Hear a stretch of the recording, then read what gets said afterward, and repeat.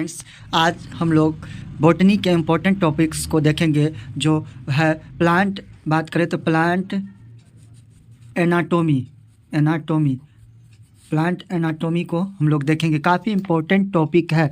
इससे पहले अगर आप लोग इससे पहले का वीडियो नहीं देखे हैं तो कृपया प्ले लिस्ट में जा कर के देख लें। प्लांट मॉर्फोलॉजी के बारे में फुल डिटेल है उनका, जो स्टीम के बारे में, स्टीम क्या है, रूट क्या है, फ्लावर क्या है, फ्रूट क्या है, उन सब के बारे में मैंने इससे पहले बता दिया हूँ। आगे हम लोग देखेंगे प्लांट एनाटोमी का टॉपिक है जो बॉटनी का, जो ट्रांसपैरेशन क्या है, उत्स्वेदन जिसको वाष्पोत्सर्जन कहा जाता है, जो काफ़ी इंपॉर्टेंट टॉपिक है। तो स्टार्ट करते हैं। पेड़ पौधा में होने वाली वैसी जैविक प्रक्रिया जिसके द्वारा पौधा अपने बॉडी के अतिरिक्त जल का सूत्र क्या होता है, H2O को जलवाष्प के रूप में रंध्र जिसको स्टोमाटा एवं स्टोमाटा देखते हैं ना, पत्ता देखेंगे उसके अंदर स्टोमाटा होता है जो वो सांस लेने का काम करता है, रेस्पिरेशन की काम करता है। वो वात रंध्र जिसको लेंटिसेल्स के द्वारा बाहर निकाल देता है। तो इस प्रक्रिया को ही उत्स्वेदन ट्रांसपिरेशन कहा जाता है। देखते हैं, ये पौधे हैं, इसको हम छोटा करके दिखा रहा हूँ। काफ़ी इम्पोर्टेंट टॉपिक्स है, और भी छोटा करके दिखा रहे हैं, देख सकते हैं। ये जो है वाटर आउट, ये जब पत्ता है, स्टोमेटा ओपन होता है। स्टोमेटा को जब हम पत्ता के बीच में देखिएगा तो स्टोमेटा होता है, रंध्र जिसको कहते हैं, छोटे छोटे होता है। तो वो जब ओपन करते हैं उसको तो वाटर आउट होता है। उसमें देखते हैं क्या क्या हो रहा है, देखते हैं क्या क्या हो रहा है। तो यह जो है वाटर आउट हो रहा है, जल को मतलब जल को अवशोषित कर रहा है, बाहर निकाल रहा है। वाटर आउट किसको कहते हैं, पत्ती का जो टिश्यू होता है ना, पानी की आपूर्ति करती है, इसी के थ्रू पानी की आपूर्ति करती है। यहाँ नेक्स्ट नीचे देखते हैं, ये देख सकते हैं, ये स्टीम है, तना है, और तना में जल जो है ना, जल ये निकला हुआ H2O जल, और इस तरह से वाटर मोलिकुलर पुल इच अदर, ये इस तरह से है। और ये वाटर जो है ना मिनरल्स के थ्रू लिया जाता है, जिसको जाइलम कहते हैं। जाइलम पौधे जो है ना, जल सभी जितने भी खनिज पदार्थ है उनको अपने जाइलम के थ्रू पूरे पत्ते के यानी बॉडी में पहुंचाया जाता है। और इस तरह से फ्लोएम की बात करें तो वो सूर्य की प्रकाश से फोटोसिंथेसिस के थ्रू भोजन उत्पन्न अवशोषित करते हैं, लेते हैं। इस तरह से आप लोग देख सकते हैं। नीचे देखते हैं हम लोग इसका नेक्स्ट टॉपिक जो काफ़ी इम्पोर्टेंट है सभी एग्जामों के लिए।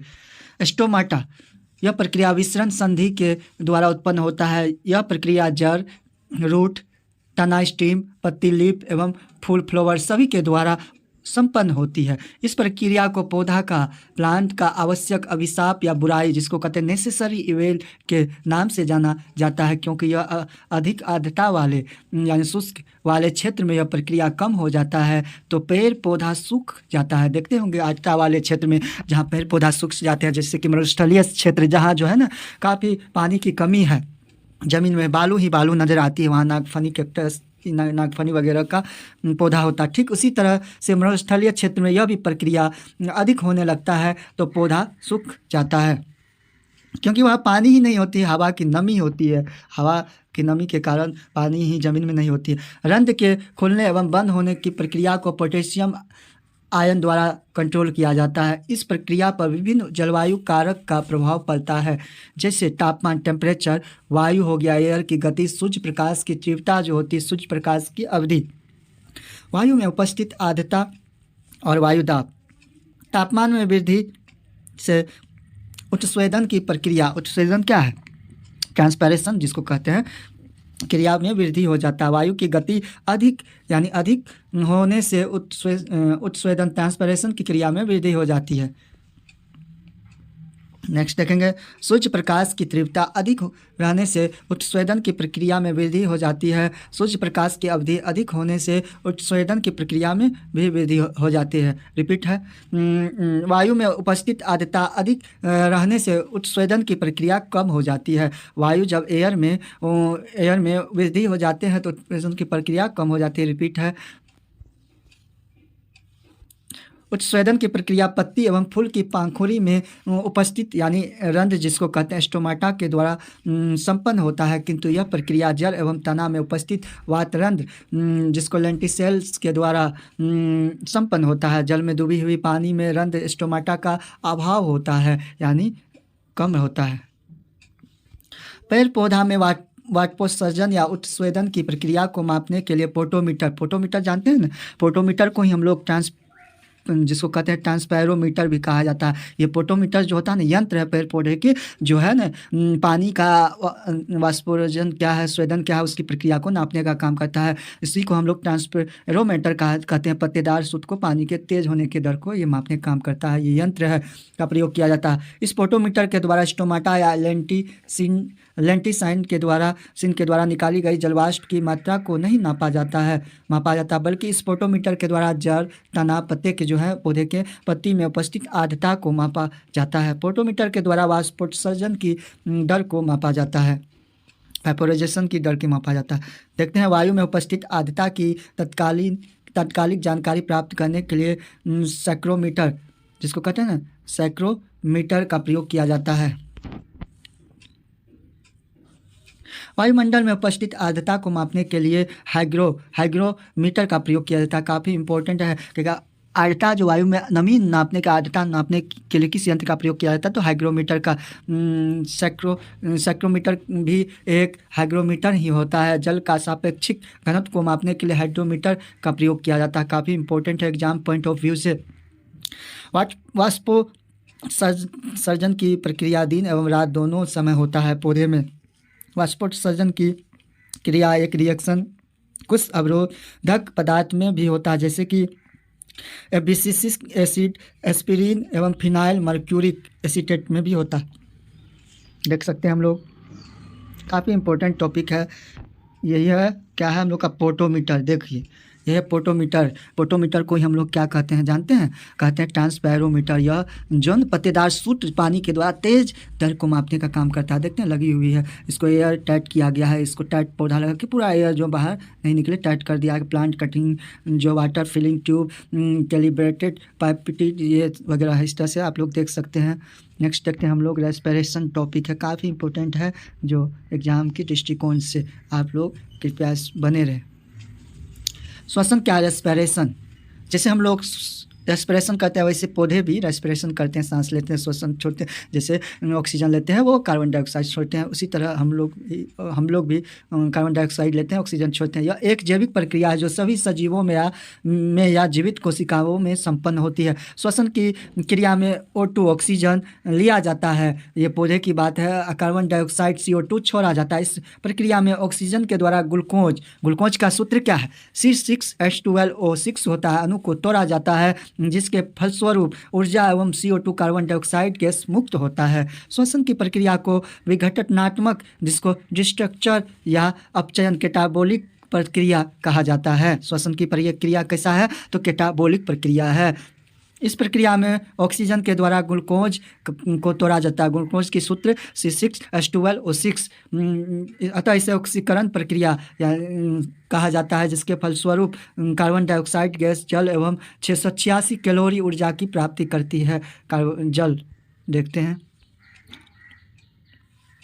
देख सकते हैं कार्बन 6 है, ये ग्लूकोज का सूत्र कार्बन 6 है। हाइड्रोजन 12, ऑक्सीजन 6 को जब हम लोग ऑक्सीजन 6 ऑक्सीजन के साथ जो है ना ऑक्सीडेशन करेंगे तो 6 कार्बन डाइऑक्साइड प्राप्त होगा और जल प्राप्त होगा 6 और 686 कैलोरी जो है ना प्रति मोल ग्लूकोज की प्राप्ति हो गई। इस तरह से जो है ना ऑक्सीडेशन किया गया है। जीव जंतु के समान ही पेड़ पौधा में श्वसन की प्रक्रिया एक समान होता है, किंतु जीव जंतु की कोशिका वातावरण से प्रत्यक्ष रूप से वातावरण से कार्बन डाइऑक्साइड ग्रहण नहीं करता है। किस पौधा की कोशिका वातावरण से प्रत्यक्ष रूप से ऑक्सीजन ग्रहण करता है? कोशिका के अंदर होने वाले श्वसन रेस्पिरेशन की प्रक्रिया जीव जंतु एवं पेड़ पौधा में एक समान होता है, अर्थात कोशिकीय श्वसन की प्रक्रिया 2 भागों में कितना भागों में डिवाइड है, 2 टाइप्स में डिवाइड है। देखते हैं हम लोग जिसको ग्लाइकोलाइसिस कहते हैं। ग्लाइकोलाइसिस इस प्रक्रिया कोशिका द्रव्य जिसको साइटोप्लाज्म पूछा जाता है, साइटोप्लाज्म किसमें होता है, तो ये ग्लाइकोलाइसिस के द्वारा जो है ना पेड़ पौधे में होता है, संपन्न होता है, जिसमें ऑक्सीजन की आवश्यकता नहीं पड़ती है। इस प्रक्रिया में ग्लूकोज अणु का आंशिक विखंडन होता है, जिसके फलस्वरूप दो अणु जो होते हैं ना, जिसके फलस्वरूप दो अणु जिसको अनुपार्विलिक अम्ल 4 एटीपी, एटीपी का फुल फॉर्म पूछता है, काफ़ी इंपॉर्टेंट है, जिसको एडेनोसिन ट्राइफोस्फेट बोला जाता है। ये क्या है, कार्बनिक यौगिक होता है, कंपाउंड होता है। क्या होता है लिख देते हैं, एडेनोसिन SIN एडेनोसिन ट्राइफोस्फेट होता है। इसको याद रखिएगा, काफ़ी इंपॉर्टेंट है। ऊर्जा इथाइल एल्कोहल एवं लैक्टिक अम्ल का निर्माण होता है, किंतु पूरे ग्लाइकोलाइसिस की प्रक्रिया को चलाने के लिए 2 ATP ऊर्जा की समाप्ति हो जाती है। हम लोग में मांसपेशी में थकावट लैक्टिक एसिड के जमने के कारण होता है। मतलब मनुष्य जो है उसके बॉडी में देखिएगा थकावट जो फील होता है, तो उसमें लैक्टिक एसिड जो होता है ना, लैक्टिक एसिड HCl वगैरह, लैक्टिक एसिड ये सब जो खट्टे पदार्थ होते हैं, नींबू ये सब जमा हो जाता है काफ़ी मात्रा में बॉडी में, तो थकावट फील होता है। क्रेब्स चक्र क्या है, काफ़ी इंपॉर्टेंट। यह प्रक्रिया कोशिका सेल्स में माइटोकॉन्ड्रिया में संपन्न होता है, सेल्स में माइटोकॉन्ड्रिया में संपन्न होता है। इस प्रक्रिया में ऑक्सीजन की आवश्यकता पड़ती है। इस प्रक्रिया में ऑक्सीजन के द्वारा पारविक अम्ल के दोनों अणु का पूरी तरह से ऑक्सीकरण हो जाता है, जिसके फलस्वरूप 18 × 2 यानी 36 ATP ऊर्जा की प्राप्ति होती है। यही कारण है कि माइटोकॉन्ड्रिया को कोशिका का ऊर्जा घर यानी पावर हाउस ऑफ माइटोकॉन्ड्रिया को कहा जाता है, पावर हाउस यानी ऊर्जा घर, काफ़ी इंपॉर्टेंट है। पूरे श्वसन की प्रक्रिया में ग्लूकोज के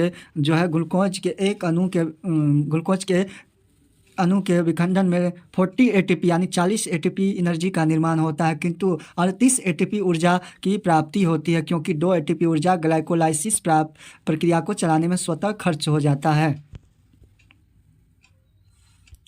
पेड़ पौधा में श्वसन की प्रक्रिया पत्ती में स्थित रंध्र स्टोमाटा एवं तना में उपस्थित वात रंध्र जिसको लेंटिसेल्स कहते हैं के द्वारा विसरण विधि के द्वारा संपन्न होती है। तना में जो है ना लेंटिसेल्स के थ्रू पेड़ पौधा जो है ना श्वसन लेता है, और पत्ती जो के थ्रू जो है ना स्टोमाटा रंध्र के थ्रू होता है, जबकि जड़ में मूल रोम के द्वारा होता है। विसरण विधि से क्या प्रक्रिया संपन्न होती है।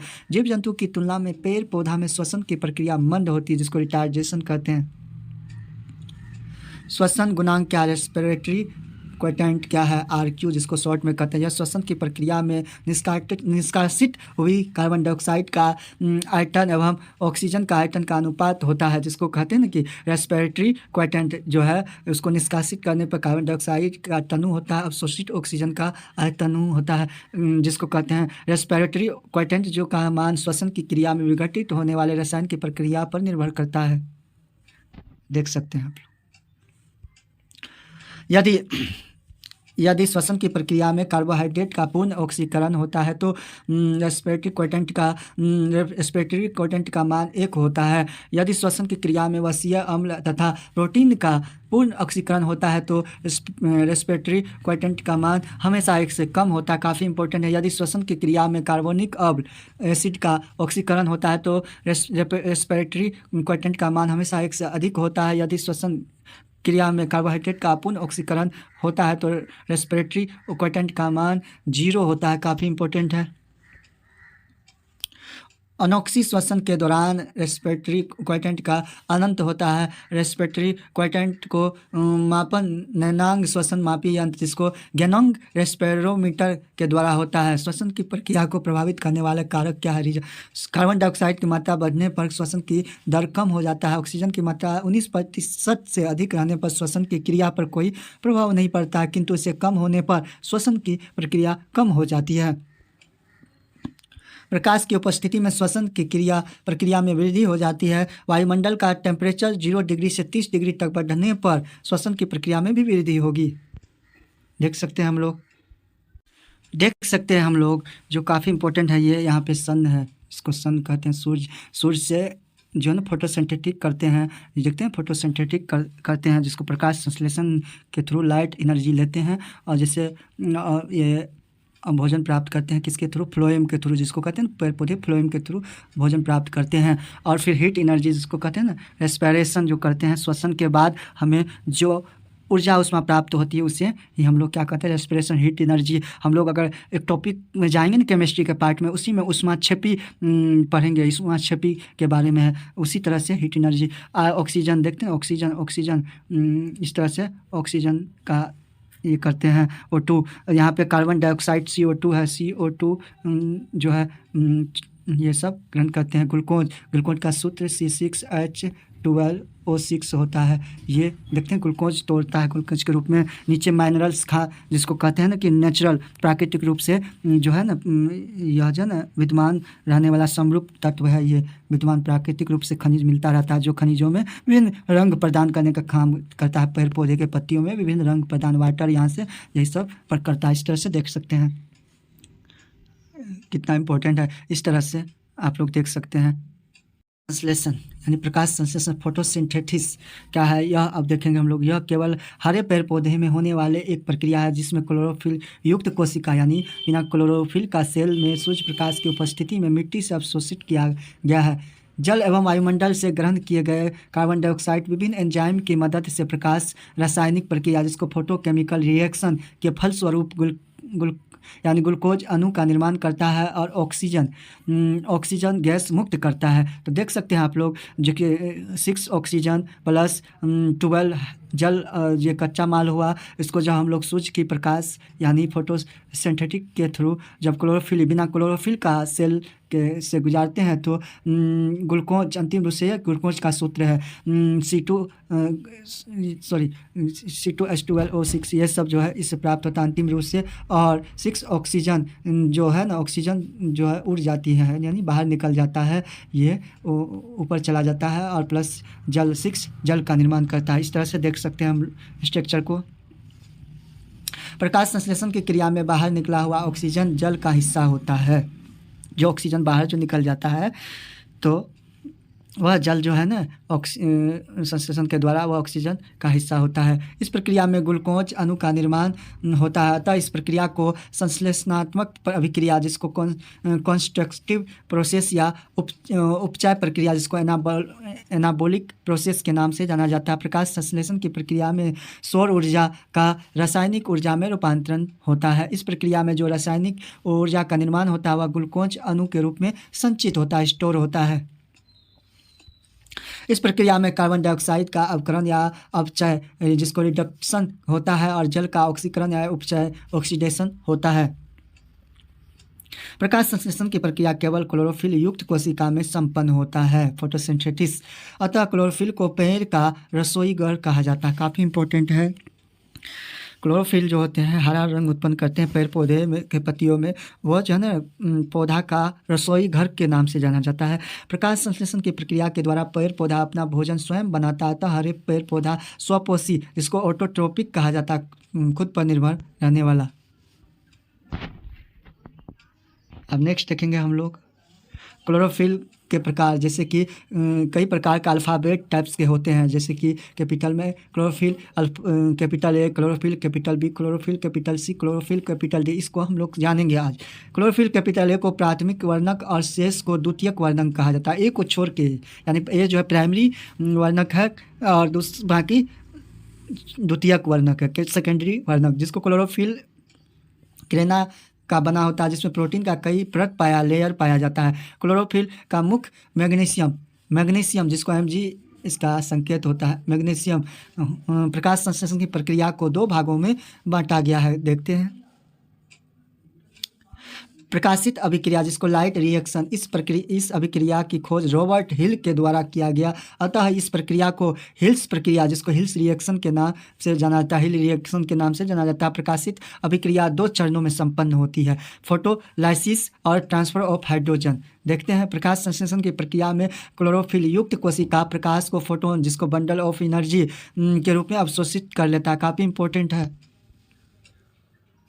पूछा जाता है फोटोन को क्या किस नाम से जाना जाता है, तो बंडल ऑफ एनर्जी के नाम से जाना जाता है। प्रकाश संश्लेषण की प्रक्रिया में सौर ऊर्जा उच्च स्तर का प्राप्त होता है। इसके कारण क्लोरोफिल से इलेक्ट्रॉन का उत्सर्जन होने लगता है, अंत में एटीपी का निर्माण करता है। अंत में जो है ना, ये एटीपी का निर्माण करता है। तो देखते हैं हम लोग आगे। प्रकाश संश्लेषण की प्रकाशित अभिक्रिया में बने एटीपी से टूटकर ऊर्जा मुक्त करने लगता है और हाइड्रोजन की एक स्थान से दूसरे स्थान तक स्थानांतरित हो जाता है। प्रकाश संश्लेषण की प्रकाशित अभिक्रिया केवल क्लोरोफिल के ग्रेना में संपन्न होता है। प्रकाशित अभिक्रिया के लिए मैग्नीज जो है Mn एवं क्लोरीन की Cl की आवश्यकता पड़ती है। अप्रकाशित अभिक्रिया डार्क रिएक्शन इस प्रक्रिया की खोज एम केल्विन एवं ए बेंसन नामक विद्वान के द्वारा किया गया था। किसका खोज? तो डार्क रिएक्शन का। इस प्रक्रिया को कार्बन चक्र पार्ट ऑफ जो है ना कार्बन के नाम से भी जाना जाता है। इस प्रक्रिया में सूर्य प्रकाश की उपस्थिति की आवश्यकता नहीं पड़ती है। यह प्रक्रिया क्लोरोफिल के स्ट्रोमा में संपन्न होता है। इस प्रक्रिया में पहले से संचित स्टार्च का संश्लेषण होता है। इस प्रक्रिया में भी आंशिक रूप से ऑक्सीजन गैस मुक्त होता है। इस प्रकार की प्रक्रिया पीपल का वृक्ष, बरगद, तुलसी, आंवला, नीम आदि के पौधे में देखा जाता है। प्रकाश संश्लेषण की क्रिया को प्रभावित करने वाले कारक को हम लोग देखेंगे। क्या क्या है? प्रकाश संश्लेषण की प्रक्रिया दृश्य प्रकाश जिसको विजिबल लाइट में होता है। प्रकाश संश्लेषण की प्रक्रिया लाल रंग के प्रकाश में सर्वाधिक होता है। इससे थोड़ा कम नीले रंग के प्रकाश में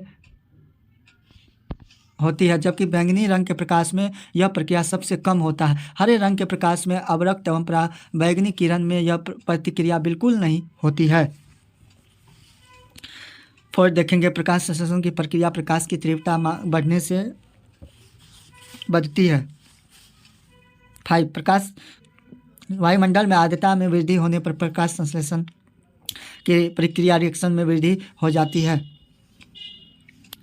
6 कार्बन डाइऑक्साइड की सांद्रता में वृद्धि होने पर प्रारंभ में यह प्रक्रिया बढ़ने लगता है, किंतु जब वातावरण में कार्बन डाइऑक्साइड की सांद्रता 0.1% या इसके अधिक हो जाता है तो यह प्रक्रिया बिल्कुल रुक जाता है, यानी स्टॉप ब्रेक हो जाता है। प्रकाश संश्लेषण 7 की प्रक्रिया के लिए उपयुक्त तापमान 30 डिग्री से लेकर 35 डिग्री सेल्सियस तक माना गया है। इससे अधिक के तापमान पर यानी 40 डिग्री से ऊपर यह प्रक्रिया तेजी से कम होने लगता है। कम प्रकाश की तीव्रता में रहने वाला पौधा को छायाप्रिय पौधा जिसको एस्योफाइट्स कहा जाता है। अधिक प्रकाश की तीव्रता में रहने वाला पौधा को सूर्यप्रिय पौधा जिसको हेलियोफाइट्स कहा जाता है। नेक्स्ट देखें, काफ़ी इंपॉर्टेंट टॉपिक है पादप में पोषण जिसको न्यूट्रिशन ऑफ प्लांट कहते हैं, काफ़ी इंपॉर्टेंट है। जीव जंतु की तरह पेड़ पौधों को भी भोजन की आवश्यकता पड़ती है, काफ़ी इंपॉर्टेंट है। हरी पत्ती वाले पौधा अपना भोजन खुद बनाता है, जबकि कुछ पौधा अपना भोजन खुद न बनाकर अपने पोषक पदार्थ के लिए दूसरे पर निर्भर रहता है। अतः पोषक के आधार पर पेड़ पौधे को 2 भागों में बांटा गया है। स्वपोषी पौधा जिसको कहते हैं कि ऑटोट्रोपिक प्लांट। स्वपोषी पौधा के अंतर्गत सभी हरे पेड़ पौधा को रखा जाता है जिसमें प्रकाश संश्लेषण जिसको कहते हैं फोटोसिंथेटिक प्रोसेस के दौरान प्रकाश रासायनिक प्रक्रिया फोटोकेमिकल प्रोसेस के द्वारा भोजन का निर्माण किया जाता है। ये स्वपोषी पौधा करता है। अब नेक्स्ट देखेंगे हम लोग परपोषी पौधा जिसको हेट्रोपिक प्लांट कहते हैं, जिसको परपोषिक पौधा 2 भागों में बांटा गया। परजीवी पौधा जिसको पैरासिटिक प्लांट कहते हैं, इसके अंतर्गत उस पेड़ पौधा को शामिल किया जाता है जो अपने भोजन यापन के लिए किसी दूसरे जीवित पेड़ पौधा पर निर्भर करता है, जैसे कि अमरबेल हो गया, उसके बाद चंदन आदि। परजीवी पौधा को 2 भागों में बांटा गया है। पूर्ण परजीवी टोटल पैरासिटिक पूर्व परजीवी पौधा के 2 भाग में बांटा गया। देखते हैं हम लोग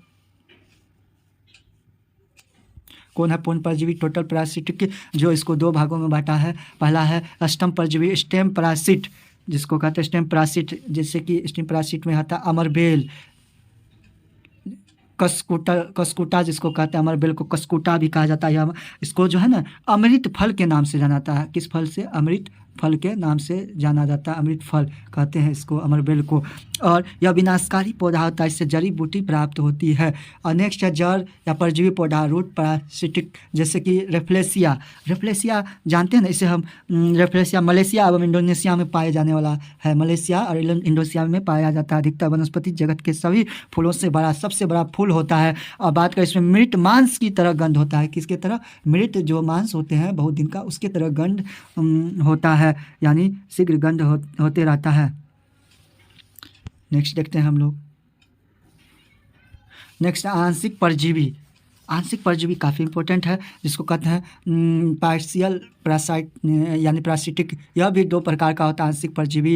एक होता है आंशिक स्तंभ परजीवी। यह जो है ना, ये आंशिक स्तंभ परजीवी जो होते हैं, परजीवी का मतलब क्या होता है? यानी दूसरे के जीवों पर निर्भर करने, दूसरे के जीवों पर आश्रित रहने वाले को ही परजीवी कहा जाता है। जैसे कि विस्कर्डम, लोरेंथम, मिसलेटा और जोंक, ये सब जो इसी के अंतर्गत आते हैं। आंशिक मूल परजीवी, ये आंशिक मूल परजीवी के अंतर्गत की बात करें, चंदन आता है। चंदन जो है शुष्क पाटी जगह में पाया जाता है। सबसे ज़्यादा चीन में और उसके बाद भारत में भी पाया जाता है। भारत के तमिलनाडु वगैरह कर्नाटका क्षेत्र में चंदन की लकड़ी, और इंडोनेशिया में भी पाया जाता है। ये देखते हैं हम लोग।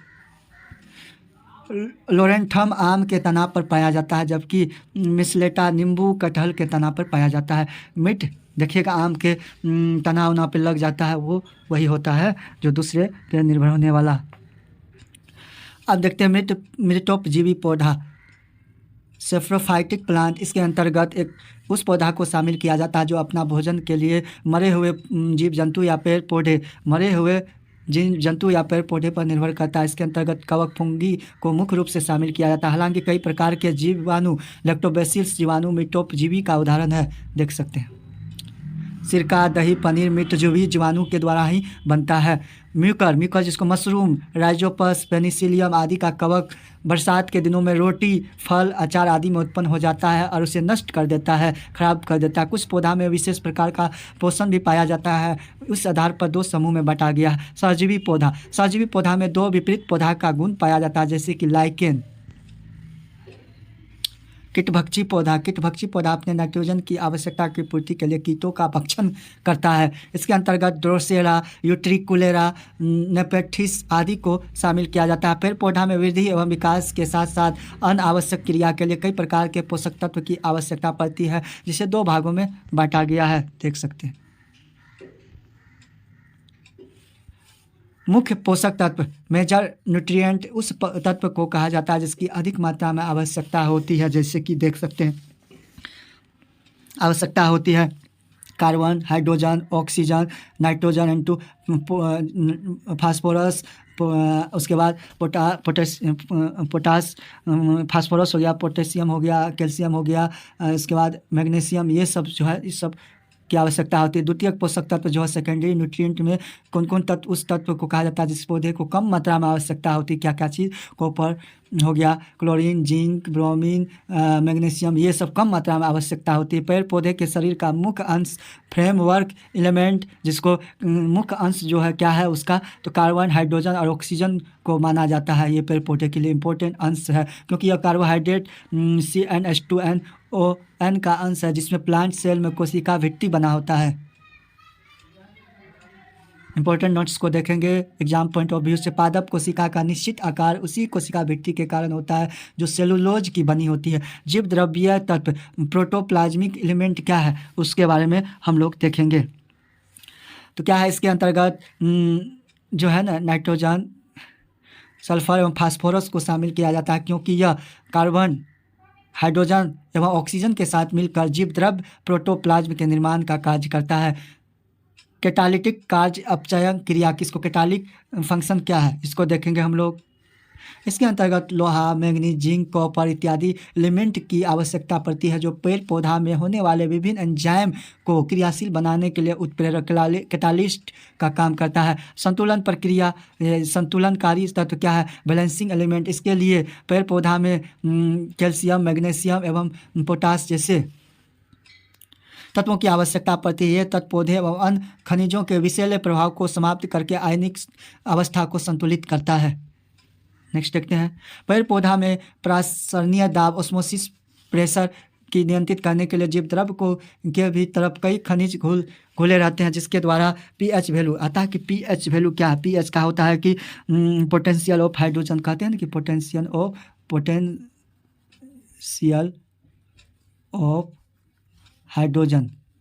हाइड्रोजन होता है, potential of hydrogen. PH value को भी नियंत्रित किया जाता है, जैसे कि पोटास, फास्फोरस, पोटास, मैग्नीशियम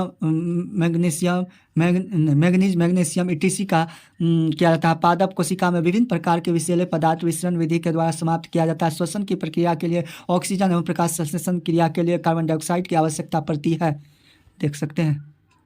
परासरण क्या है? ऑस्मोसिस, काफ़ी इंपॉर्टेंट। जब विभिन्न सांद्रता वाले विलयन को एक अर्ध परागम्य झिल्ली सेमी परमिएबल मेम्ब्रेन के द्वारा अलग किया जाता है तो कम सांद्रण वाले विलयन से अधिक सांद्रता वाले विलयन की और पानी या विलायक अणु की गति को परासरण कहा जाता है। परासरण विधि के तहत ही जब किशमिश को पानी में डाला जाता है तो वह फूल जाता है ऑस्मोसिस के कारण। डिफ्यूजन क्या है? डिफ्यूजन के बारे में हम लोग देखेंगे। विसरण, जब गैस, द्रव आदि विलय पदार्थ के स्वतंत्रता अणु अधिक सांद्रता वाले क्षेत्र में कम सांद्रता वाले क्षेत्र की ओर गति करता है तो इस प्रक्रिया को विसरण कहा जाता है। विसरण के द्वारा पत्ती में स्थित वातरंध्र, जिसको स्टोमाटा, वायुमंडल से ऑक्सीजन को ग्रहण करता है और कार्बन डाइऑक्साइड CO2 को बाहर निकालता है, किंतु इसी CO2 कार्बन डाइऑक्साइड का प्रयोग प्रकाश संश्लेषण फोटोसिंथेटिक क्रिया में कर लेता है। विसरण विधि के द्वारा ही पौधा मिट्टी से जल एवं खनिज लवण को अवशोषित करता है। विसरण विधि के द्वारा ही जब अंगूर को चीनी के चाशनी में डाला जाता है तो वह चिपक जाता है। क्या होता है? चिपक जाता है। आते हैं नाइट्रोजन। पेड़ पौधा में प्रमुख पोषक तत्वों का उपयोग और उसी कमी में होने वाले रोग को भी देखेंगे। पेड़ पौधा में यह वृद्धि एवं विकास के लिए उपयोगी है, साथ ही पौधे में प्रोटीन के निर्माण में भी मदद करता है। पेड़ पौधा नाइट्रोजन को नाइट्रेट के रूप में लेता है। वायुमंडलीय नाइट्रोजन को नाइट्रेट में बदलने का काम राइजोबियम दलहनी कल के जड़ों में पाया जाता है। दलहनी यानी जितने भी दलहनी होते हैं ना पौधे, उनके जड़ में पाया जाता है। क्लोस्ट्रीडियम अमरूद एवं आंवला के पेड़ में पाया जाता है के जड़ में पाया, और एजिटोबैक्टीरियम धान के खेत में पाया जाता है। एजोबैक्टीरियम नामक जीवाणु बैक्टीरिया के साथ ही एजोला नामक जलीय फंड के द्वारा किया जाता है। इस प्रक्रिया को नाइट्रोजन स्थिरीकरण, नाइट्रोजन फिक्सेशन कहा जाता है। नेक्स्ट देखते हैं हम लोग, काफ़ी इंपॉर्टेंट है फास्फोरस। फास्फोरस पौधा में जड़ों का विकास, फल को शीघ्र पकने में मदद करने के साथ साथ ऊर्जा प्रदान भी करता है। पोटेशियम काफ़ी इंपॉर्टेंट, इसके द्वारा पौधे में उच्च गुणवत्ता के साथ पानी का अवशोषण करने में मदद करता है। नेक्स्ट देखते हैं, काफ़ी इंपॉर्टेंट है टॉपिक। अब आता है सल्फर। सल्फर यह कोशिका द्रव साइटोप्लाज्म के निर्माण के साथ प्रोटीन और तेल के निर्माण में मदद करता है। कैल्शियम यह पौधा में कोशिका यानी सेल विभाजन के लिए उपयोगी होता है। कैल्शियम जैसे हमारे बॉडी में हड्डी को मजबूत के लिए, उसी तरह पौधे में भी सेल विभाजन के लिए होता है। मैग्नीशियम यह क्लोरोफिल का मुख्य घटक होने के साथ साथ ऊर्जा के स्थानांतरण के लिए जिम्मेदार है। कॉपर यह पौधा में एंजाइम की सक्रियता के साथ साथ क्लोरोफिल के उत्पादन में मदद करता है। कौन? मैग्नीशियम पूछा जाता है। कॉपर की बात करें, पौधा में एंजाइम की सक्रियता के साथ साथ क्लोरोफिल के उत्पादन में मदद करता है। मैग्नीज की बात करें, पौधा में प्रकाश संश्लेषण फोटोसिंथेटिक की क्रिया में मदद करता है, साथ ही एंजाइम की सक्रियता में भी मदद करता है। लोहा की बात करें, आयरन 26 इसका एटॉमिक नंबर, यह पौधा में श्वसन एवं क्लोरोफिल उत्पन्न करने में मदद करता है। जिंक यह प्रोटीन संश्लेषण के साथ साथ एंजाइम की सक्रियता में मदद करता है। नेक्स्ट है हम लोगों का जो है क्लोरीन, यह प्रकाश संश्लेषण प्रक्रिया के दौरान जल को तोड़ने में मदद करता है। अब नेक्स्ट है मोलिब्डेनम, यह नाइट्रोजन स्थिरीकरण में मदद करता है। विभिन्न पोषक पदार्थ की कमी से रोग को देखेंगे, जैसे नींबू का डायबेक रोग होता है, किसके कारण? कॉपर के कारण। कॉपर की बात करें तो एटॉमिक नंबर 29 है। नींबू का लिटिल लीफ रोग होता है पत्ता में, तो कॉपर के कारण 29 परमाणु है। अमरूद का ब्रेंजिंग रोग होता है जिंक के कारण, जिंक का बात करें तो 30 परमाणु संख्या है। आम एवं बैंगन का लिटिल लीफ रोग होता है, जिंक के कारण 30 होता है परमाणु संख्या। धान का खेरा रोग की बात करें तो जिंक के कारण। मक्का का विल्ड रोग जिंक के कारण होता है। मक्का का हाइबर्ड रोग जिंक के कारण होता है। लीची में पत्ती का जलना या जैसे जला या झुलसाना जिसको कहते हैं, तो किसके कारण होता है? तो ये पोटासियम के कारण होता है, जिसको कहते हैं ना कि पोटेशियम। इसका 19 होता है एटॉमिक नंबर। आम में लीफ स्पॉट्स होता है पोटेशियम के कारण। पोटेशियम का शलजम का वाटर कोल रोग होता है मैग्नीज के कारण। मैग्नीज का एटॉमिक नंबर 25 होता है। उसके बाद मटर का मार्स रोग, मटर में मैग्नीज के कारण। फूलगोभी में व्हिटल रोग, फूलगोभी जो खाने का प्रयोग करते हैं सब्जी, उसमें जो है ना मोल्डी ब्लेनम के कारण होता है। इसका एटॉमिक नंबर की बात करें तो 42 होता है। संकेत एमओ होता है। फूलगोभी में ब्राउनिंग रोग होता है, ब्राउन के कारण होता है। किसके कारण होता है? ब्राउन के कारण होता है। नेक्स्ट है फूलगोभी में बटनिंग रोग होता है, नाइट्रोजन के कारण। नाइट्रोजन का एटॉमिक नंबर 7 होता है। इस तरह से नेक्स्ट देखते हैं हम लोग मटर का मार्स रोग मैग्नीज के कारण। मैग्नीज की 25 होता है एटॉमिक नंबर। इस तरह से विभिन्न प्रकार के पोषक पदार्थ पौधा मिट्टी से प्राप्त करता है, किंतु कुछ पोषक पदार्थ के लिए रासायनिक उर्वरक पर निर्भर करता है। तो अगर वीडियो आप लोग को अच्छे लगे तो कृपया वीडियो को लाइक शेयर सब्सक्राइब कर देंगे। आप लोग के ही सभी NCERT बेस्ट एग्जाम से लिया गया क्वेश्चन है, टॉपिक इंपॉर्टेंट पॉइंट है, अच्छे से इसको कवर कर लेंगे। Thanks for watching.